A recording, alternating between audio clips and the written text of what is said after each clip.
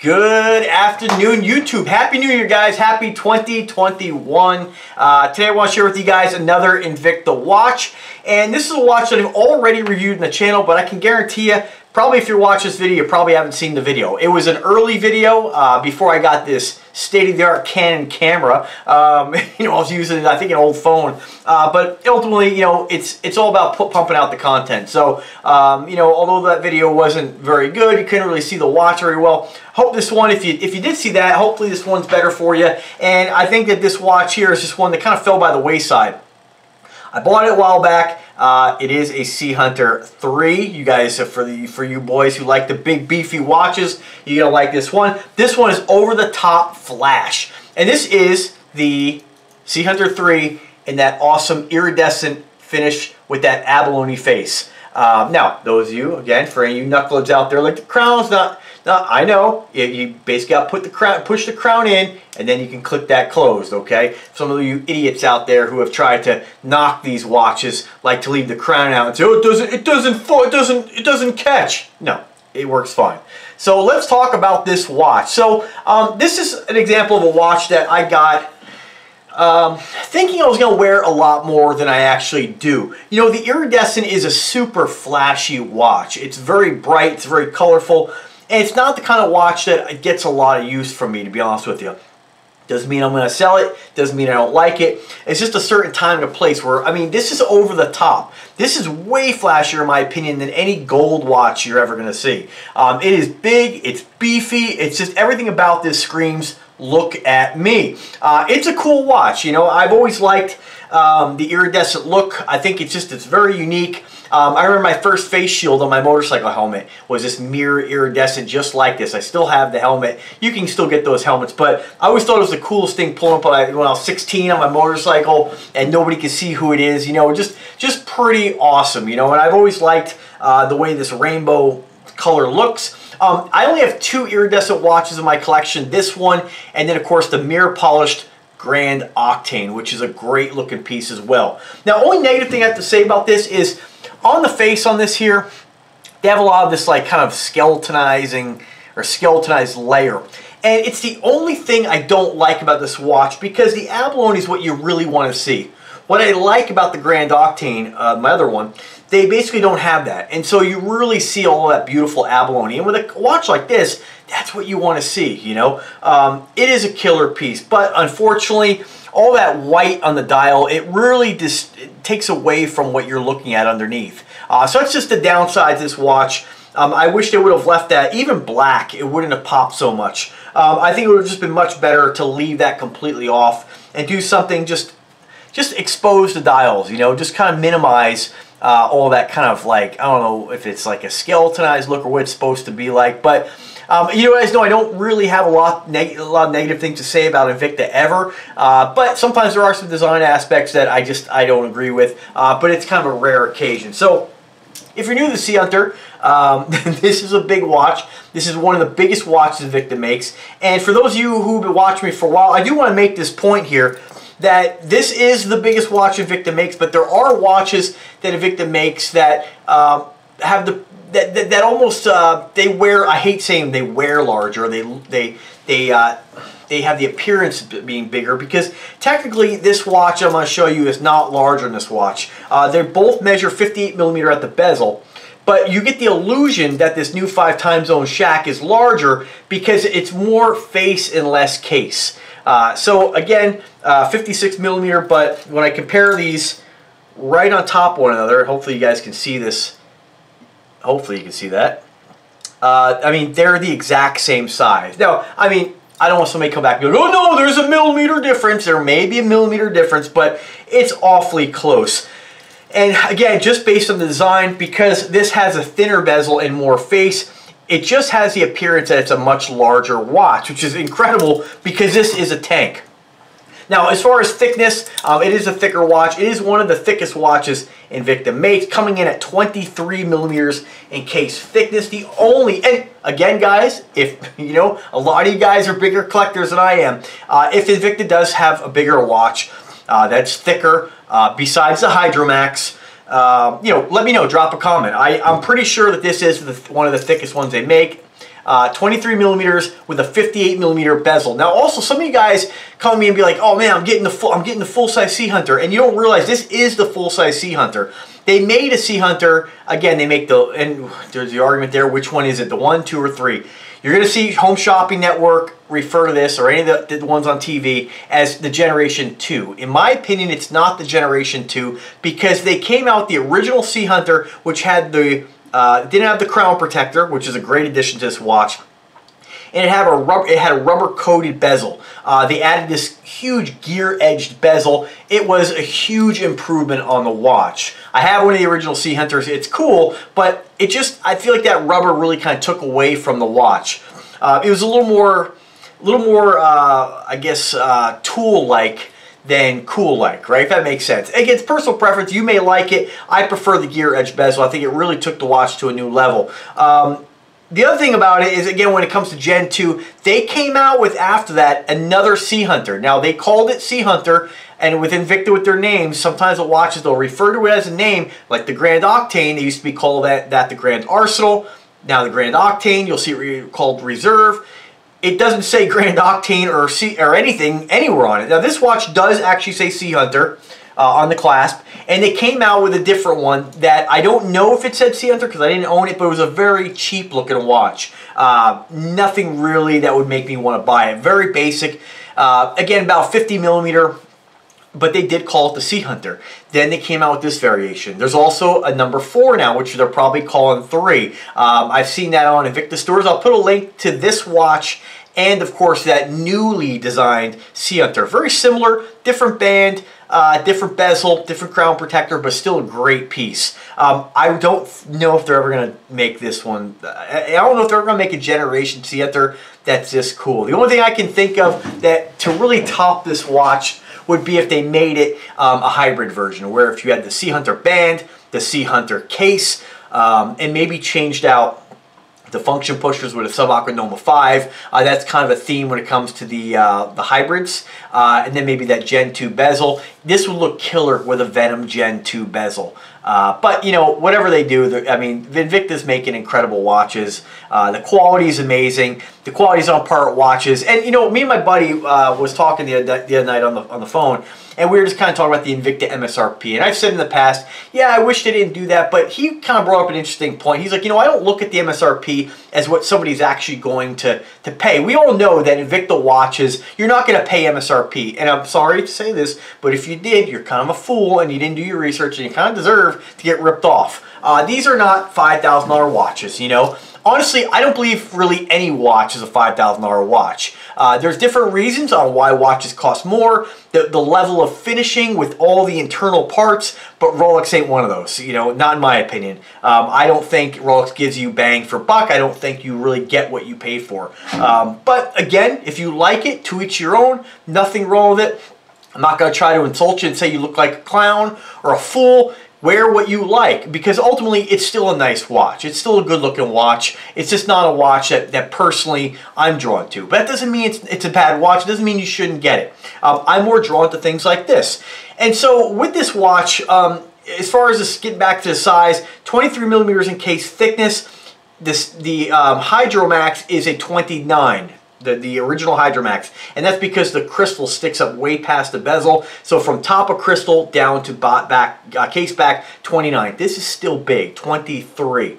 So hopefully they do a hybrid of this. This is just a great watch, and I think that if you don't have a Sea Hunter in your collection and you're a guy who likes big, bold watches, you know, man, you got to cop one. They're fantastic. I mean, they really are. When you feel the weight of this and you feel the design, you feel, not the design, but you look at the design, you feel the weight, you feel the quality, you're going to be like you're going to be kind of ruined, because you're not really going to be able to pick up another watch and say, man, you know, that just doesn't feel like the quality you're going to get with an Invicta. I mean, that's just my opinion. You don't have to agree with me, but I have over 150 watches in my collection by many different brands. I felt Rolex, I felt high-end watches, and they never do anything for me. I feel like this thing feels tough and solid. And a lot of guys who watch my channel, again, getting back to the story I was talking with my buddy about the MSRP, you know, he has extremely high-end watches, extremely expensive watches, and he loves Invicta. He's got Richard Mille.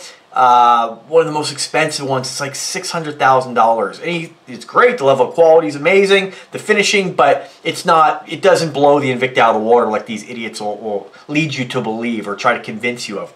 Now, getting back to the MSRP, he was just saying, I don't look at the MSRP as something that people are paying. We all know what these things cost.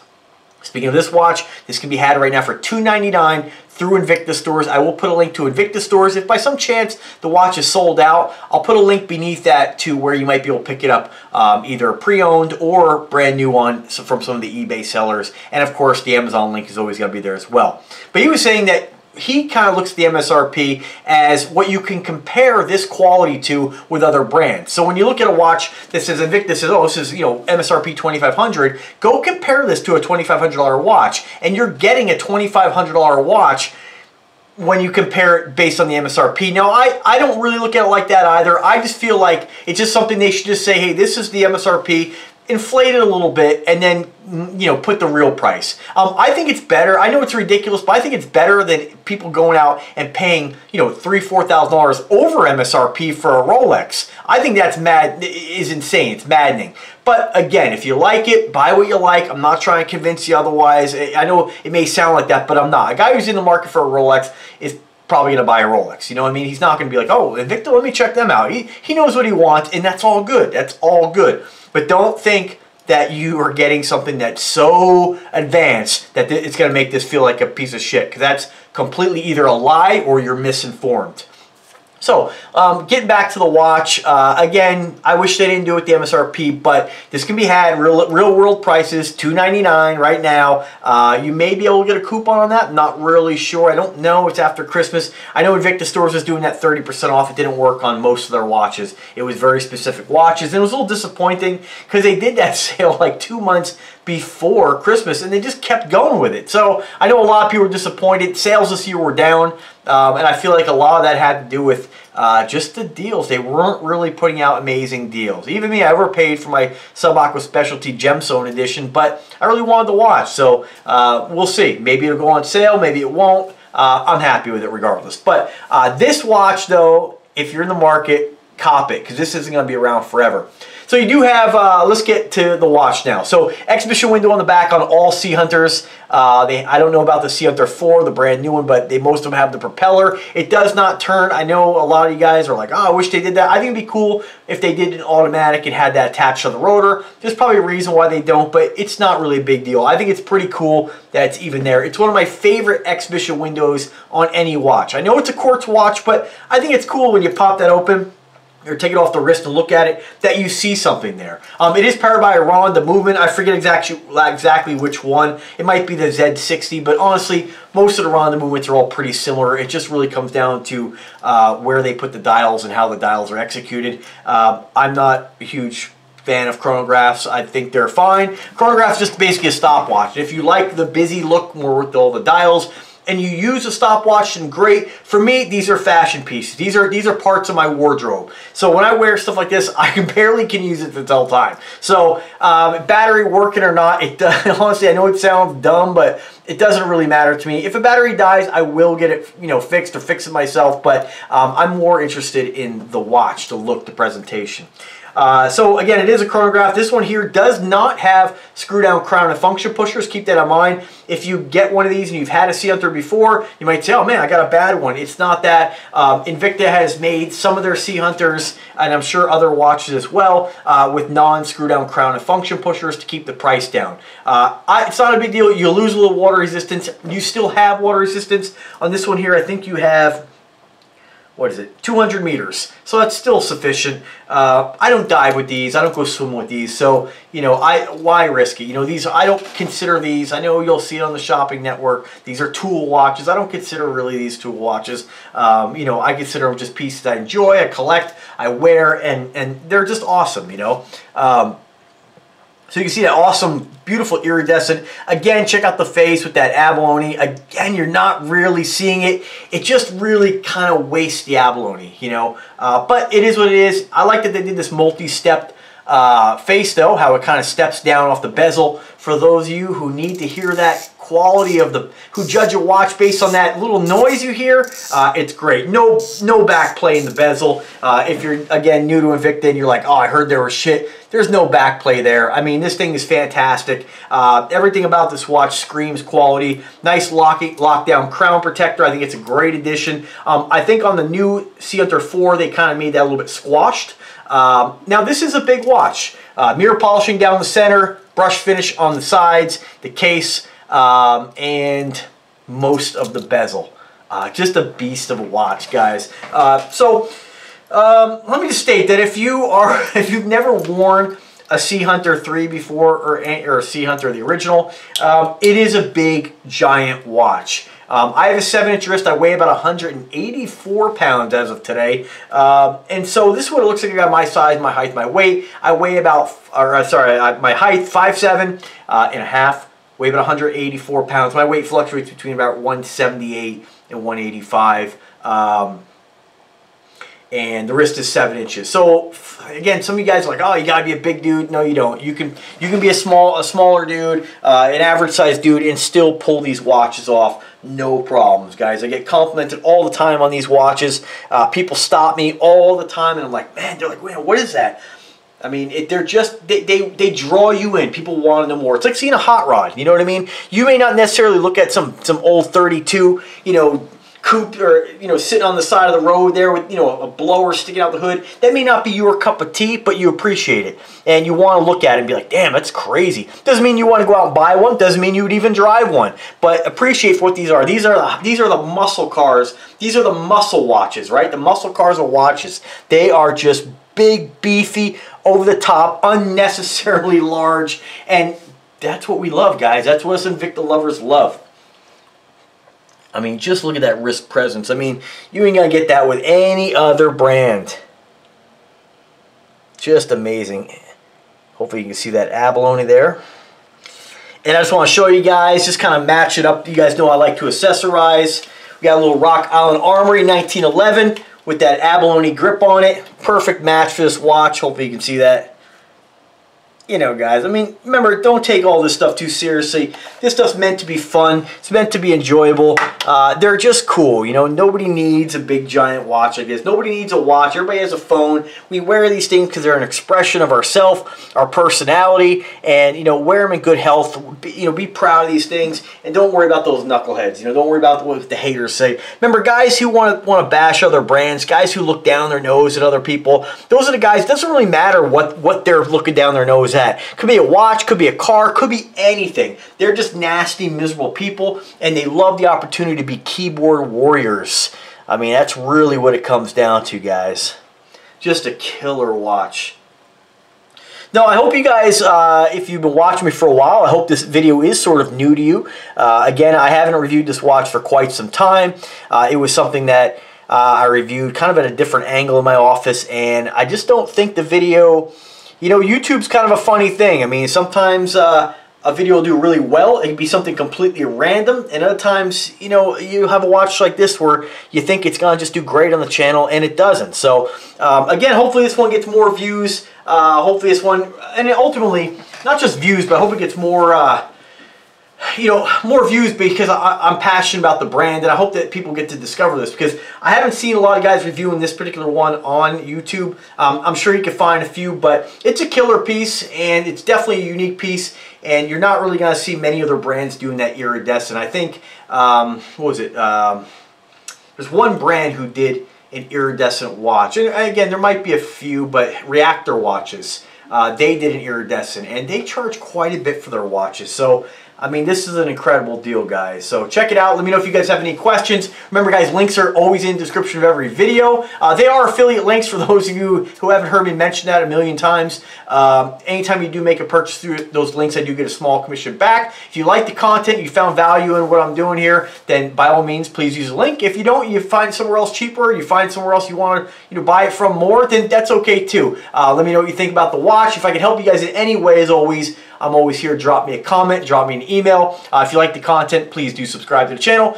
But if you do subscribe, click the bell to be notified anytime I upload a new video. You'll see a lot of YouTubers mention that, and I get it all the time. So I'm going, how do I miss this video? How did I not see this? Because if you're subscribed to the channel, you don't have the bell clicked, you're not going to get a notification anytime I upload a new video. There'll be a new video there, but you won't be notified, and you'll have to actively go looking for it. So it's a good way to be up on the fresh content.